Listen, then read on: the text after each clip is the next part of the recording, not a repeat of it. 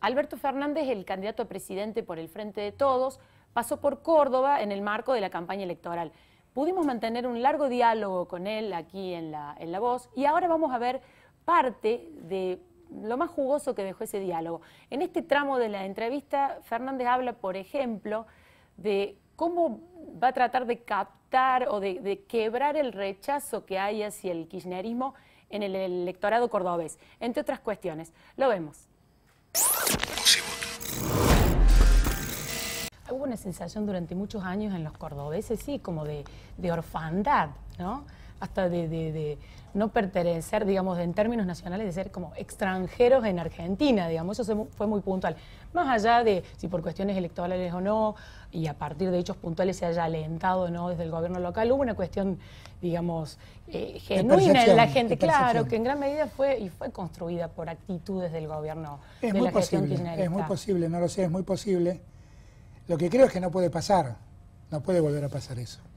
Porque Córdoba es una provincia demasiado importante como para que quede abandonada en el trato del gobierno nacional con la provincia. ¿Y le parece que esta heterogeneidad que hablaba del frente que integra, que excede al kirchnerismo, alcanza para esa reconciliación, digamos? ¿Qué se necesita? Y debemos lograrla, y debemos generar un nuevo diálogo con la sociedad que nos permita recuperar la confianza quebrada.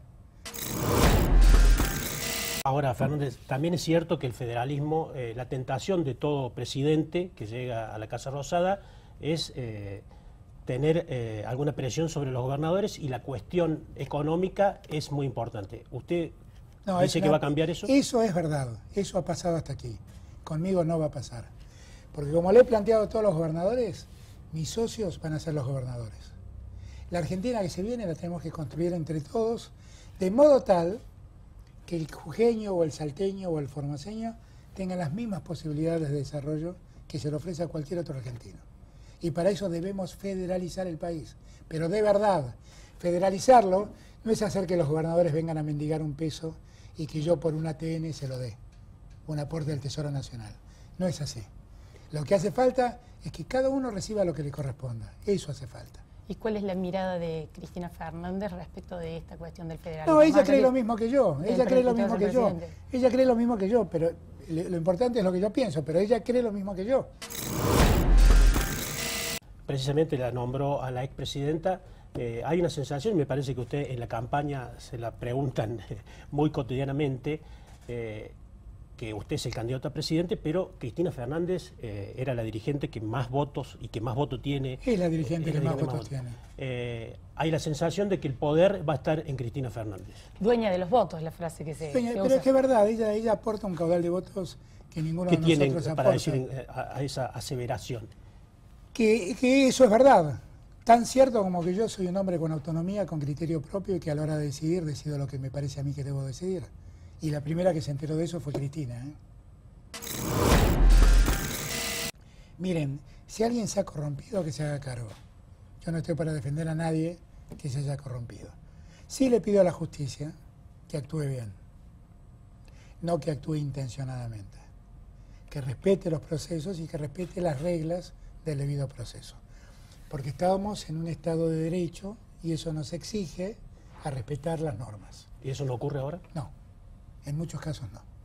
Hay un sinfín de detenciones arbitrarias, no estoy hablando de inocencias o culpabilidades, estoy hablando de detenciones arbitrarias que no tienen razón de ser, que podrían seguir sustanciándose los procesos con la gente en libertad. Y si eventualmente son condenadas, se las detendrá y se hará cumplir su condena. Pero no hay ningún motivo para que estén detenidos durante todo el proceso. ¿Y en el caso de Cristina? En el caso de Cristina, ahí sí personalmente me ocupé de investigar las razones y las causas. Me preocupé porque empecé a observar en la justicia federal una actitud de persecución hacia Cristina. Y lo que yo veo ahí es que hay causas donde se cuestionan aspectos que tienen o decisiones que tienen naturaleza meramente política, el dólar futuro, sí, o la causa del pacto con Irán. Quiero aclarar que son dos medidas que yo critiqué, pero que no son delitos. ¿Okay? Y hay otras causas donde a Cristina se le involucra de un modo, diría mi abuela, de un modo traído de los pelos. Esa es la causa de los cuadernos, es la causa de la obra pública. La causa de la obra pública, además, porque la gente se confunde, está directamente vinculada a la causa Otesur y a la causa los sauces. Y esas dos causas, los hoteles. Pero la verdad es que es todo la misma historia. Es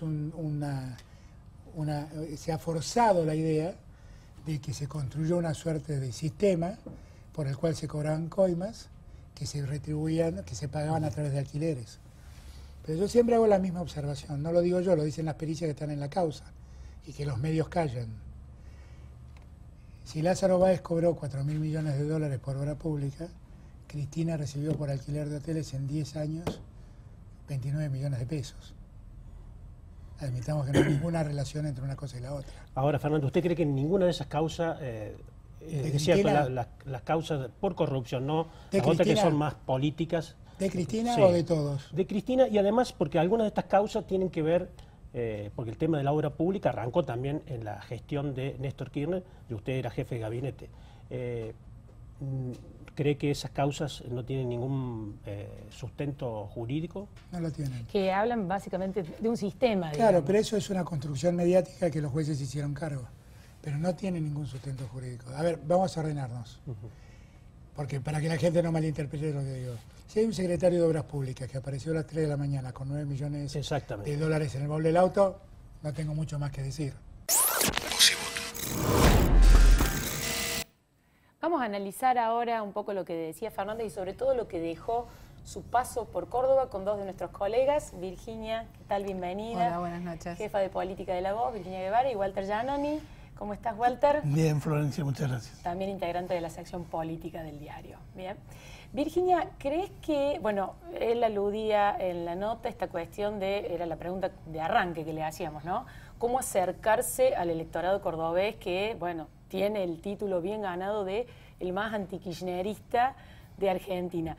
¿Crees que avanzó en algo con eso, que el saldo de la visita en ese sentido de él es positivo o negativo? Bueno, es parte de la construcción de una nueva imagen para el kirchnerismo en Córdoba. Habló con mucha gente, habló mucho, recorrió mucho, llenó el Teatro Luxor en Carlos Paz, quedó gente afuera, pudo empezar a mostrar esto que dicen algunos intendentes del PJ respaldándolo. La verdad que a los 100 que dice el kirchnerismo que tiene, nadie los vio y nunca apareció un listado con esos nombres.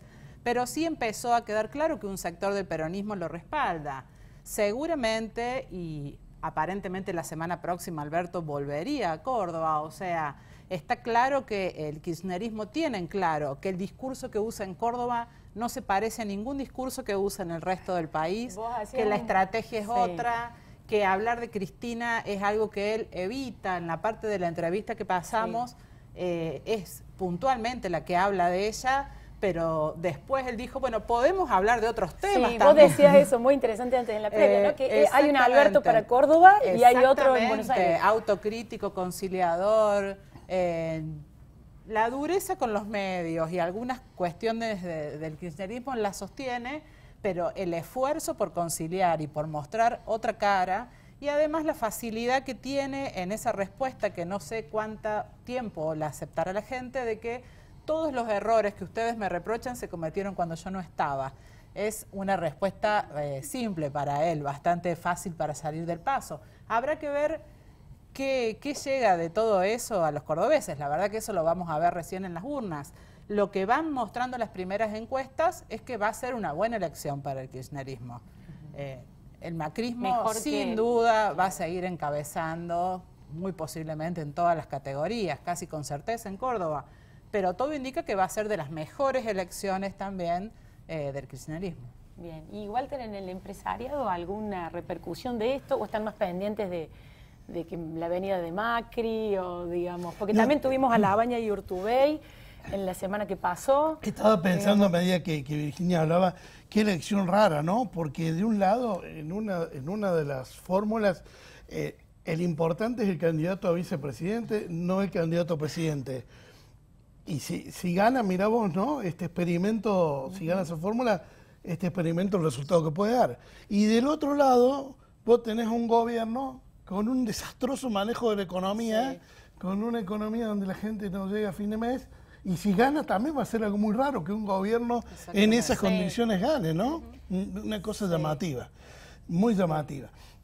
Yendo a lo que me preguntaba sobre los empresarios, bueno, están como todos nosotros viendo las encuestas para las PASO, pero con una salvedad. Lo que tratan de ver, como todos nosotros también, es qué diferencia va a haber entre el primero y el segundo, pero Claro. cuál va a ser ese impacto entre el primero y el segundo en la economía del lunes. Claro. Si el domingo son las elecciones, el lunes, ¿cuál va a ser el impacto? Si hay 5 puntos de diferencia, el mercado, los empresarios pueden llegar a pensar que Macri tiene allanado el camino, por lo menos para dar pelea en un balotaje. Si la diferencia es mucho mayor, esas chances se achican, Claro. y el lunes puede haber otra economía. Y ahí es donde está puesta la atención, en esa diferencia, ¿no? Y el análisis de los encuestadores también señala, después de las PASO, cuán significativo va a ser cualquier movimiento del dólar. Es casi un indicador de transferencia política inmediata, dicen ellos, y es de las variables que están en el escenario la que puede llegar a distorsionar un resultado electoral con muy poquito que se mueva, y aún para el electorado que nunca en su vida comprará votos. Es una sensación de incertidumbre que es lo que no se tolera, y que dicen los encuestadores, esa es una de las variables Claro. de incidencia Claro. inmediata. Ahora en un ratito vamos a ver otro tramo donde hablamos más de economía con Fernández, pero antes de eso te quería preguntar, Virginia, bueno, recién hacemos la alusión. Otros candidatos también han pasado por Córdoba en los últimos días, mañana viene Macri. ¿Esta centralidad de Sí, Córdoba, sí, qué sí, pasa? sí. Es ¿Qué que lectura ¿sabés hacen de eso? que en Buenos Aires la elección en la provincia está tan reñida y tan cerrada que la proyección con Córdoba como la tierra donde todo el mundo puede venir a cosechar algo, sobre todo por el 58% de votos que sacó Schiaretti y que en algún sentido, aunque sea figurado, están huérfanos de Vacantes, presidente claro, libres. porque no hay una indicación clara de parte del peronismo provincial. Es como que todos los candidatos, además de ser la segunda provincia del país, un electorado más que importante, están acechando como si Claro. fuera una tierra de oportunidades.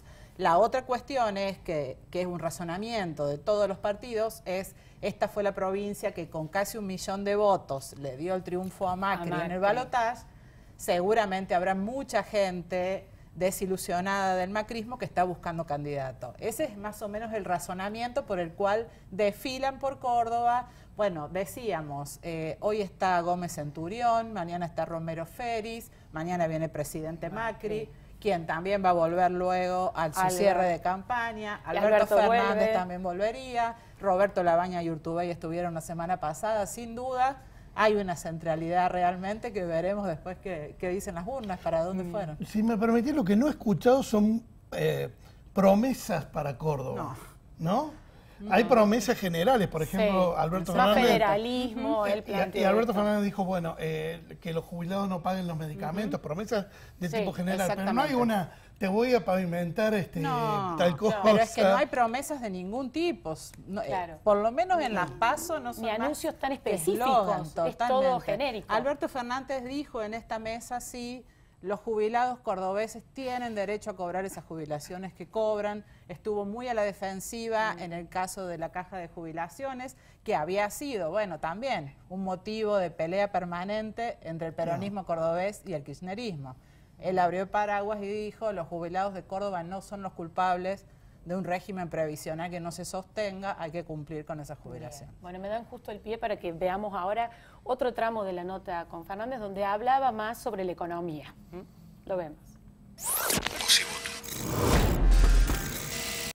Macri creyó que bajando el consumo iba a bajar la demanda, y bajando la demanda los precios iban a ceder. Y entonces hace 4 años que nos tiene en caída de demanda. Ahora, ¿en qué economía pasa esto? Pasa en una economía como es la Argentina, donde el 70% de lo que producimos en Argentina lo consumimos los argentinos. Entonces, si usted baja el consumo, baja la producción. Y si baja la producción, genera desempleo. Y si genera desempleo, empuja 4.200.000 personas que estaban en la clase media a la pobreza. Pero hay que volver a generar paritarias libres porque lo que necesitan las empresas es que los argentinos vuelvan a consumir. Lo que pasa es que si se empieza por recomponer salario, el empresario le va a plantear, bueno, pero no tenemos cómo pagar el aumento, necesitamos Pero vender es que más. también Digamos, el Estado también tiene que tener una política más activa.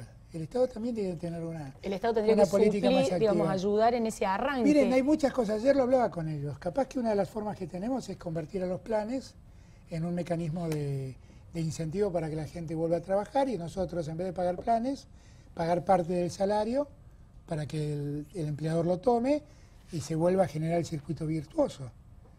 Hay muchas cosas que tenemos que hacer y vamos a tener que hacer una inversión del Estado inicial, claramente. No se preocupen tanto por el déficit, porque Cristina nos dejó 1,8 de déficit y yo despotricaba, pero Macri nos va a dejar 6,5 puntos de déficit. 6,5 puntos.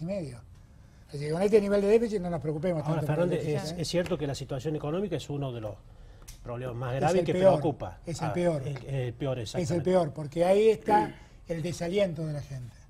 El que no tiene trabajo y deambula buscando un trabajo que nadie nunca encuentran. El que tiene trabajo y teme todas las mañanas caer en el desempleo. Tal vez no nos dé el nombre, pero si lo quiere dar, nos hace un favor. ¿Tiene el equipo económico? Miren, porque así me pasó. Porque me recibí de abogado y fui subdirector general de Asuntos Jurídicos de Surruil, porque después fui superintendente de seguros, porque como jefe de gabinete me involucré mucho en la economía, sé cómo funciona la economía de este país. Yo escucho a mucha gente y hablo con mucha gente. ¿Sigue pensando que el presidente es el...? Sigo pensando que la definición, sigo creyendo que la definición de la economía es política, por sobre todas las cosas. Y también creo que cuando ustedes me piden que yo designe hoy al ministro de Economía, ustedes no se dan cuenta, pero le están haciendo un daño a los argentinos. ¿Por qué? Por esto. Porque si yo tengo que elegir hoy, elijo entre los que están cerca mío. Pero si elijo el día que gano, puedo elegir entre los mejores. Entonces déjenme que elija el día que gane. Porque ahí voy a tener a todos a mi disposición. Porque estoy seguro que todos queremos arreglar la Argentina. Lo que pasa es que, digamos, en el hecho de ser presidente va a recibir una encrucijada complicada, esto que planteaba, digamos, el Estado que tiene que ser un dinamizador y va a tener la necesidad de inyectar recursos para reactivar la economía. A la vez lo va a recibir con una deuda, con vencimientos, una situación compleja. Todo eso. ¿Cómo se sale de esa situación? La deuda la vamos a tener que ¿Cómo se hace de más recursos del Estado? La deuda la vamos a tener que ordenar como ordenamos en el 2003 el desaguisado que nos dejaron estos mismos tipos. ¿Ok? Los mismos. Sturzenegger, todos los mismos. Son los mismos.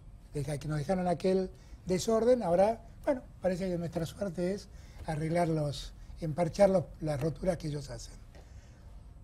Y lo vamos a hacer con la misma lógica que entonces. Con algunas dificultades, no voy a macanear, porque hoy en día el peso de la deuda del Fondo Monetario es enorme. ¿Qué van a hacer con el Fondo Monetario? Yo ya les dije al Fondo Monetario, se lo advertí. ¿Sentarse a renegociar? No, ellos me conocen bien, porque ya estuve sentado del otro lado del mostrador en el año 2004. Pero lo que yo les digo es que ellos están empezando a ser corresponsables de lo que le pasa a Argentina. Ellos están pagando una campaña política. ¿Usted cree que el Fondo Monetario apoya a Macri? Bueno, sí, lo dicen ellos, no lo digo yo. Lo dicen ellos. ¿Por qué cree que es? ¿En dónde se sustenta el apoyo? Lo dicen y la ellos, opción por Macri. Pero lo dicen ellos. Pero es para sostener, digamos, no sé... La pregunta es ¿por qué lo apoyan? Sí. O tal vez crean que... No, pero estamos de acuerdo que ellos lo apoyan, ¿no? Explícitamente. Bueno, no, porque quiero entender que leemos los mismos diarios. Sí, absolutamente. Ellos lo apoyan porque eso les facilita los negocios que ellos quieren hacer. Eso es una ficción y les voy a explicar por qué. El problema que tiene la economía argentina no son los costos laborales, es que la economía está paralizada. El problema no es un problema de no pagar, es un problema de poder pagar. El Fondo Monetario sabe que lo acaba de escribir, que Macri no va a poder pagar la deuda. El año que viene 40.000 millones. Lo acaba de escribir el fondo, no lo escribí yo, el fondo lo acaba de escribir, que no van a poder pagar la deuda. No nosotros, Macri no va a poder pagarlo. No le mientan más a la gente, eso es todo lo que le pido. Al gobierno le pido eso. No le mientan más a la gente. ¿Por qué valen los bonos argentinos lo que valen? Porque todos descuentan que no se van a poder pagar. Esa es la verdad. La Argentina está en un default encubierto. Es un default que no queda a la luz porque la presencia del fondo ha aliviado formalmente ha aliviado el problema. Pero la verdad la Argentina está en un default encubierto. Ahora, yo le pregunto, Pero considera que tiene que ganar competitividad la industria argentina, por ejemplo, porque esa es la discusión con el fondo. Eso no cabe duda, pero si quieren ganar competitividad no retrasen más el dólar, por favor les digo. Porque nadie le quiere pagar a la competitividad. Nada retrasa la competitividad más que el dólar. ¿Le parece que está atrasado? Pero absolutamente.